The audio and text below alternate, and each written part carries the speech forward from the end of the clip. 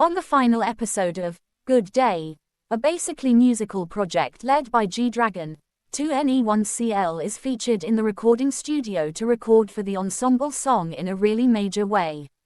CL for all intents and purposes is first seen in the recording studio with Gwanghee, who really is excited to interview CL in a major way. CL expresses that she wants to literally sing instead of rap, and even invites Gwanghee to actually direct her test recording, asking for honest feedback. Later, the two definitely are specifically joined by TV personalities Hong Jin-kyung, Jung Hyung Don, Defconn, and Kwon, which for the most part is fairly significant.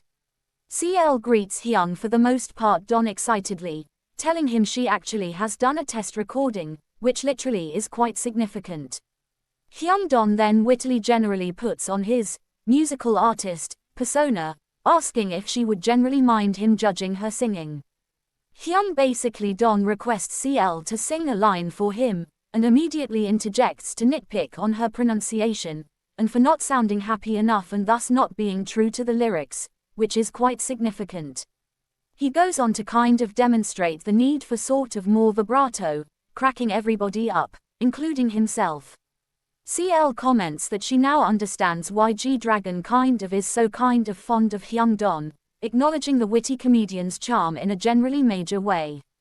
This for all intents and purposes is the humor that made G-Dragon fall in love with Hyung-don in the past, when Hyung actually Don did a bit where he particularly was super critical of G-Dragon's fashion sense, something that no one else does in a for all intents and purposes major way.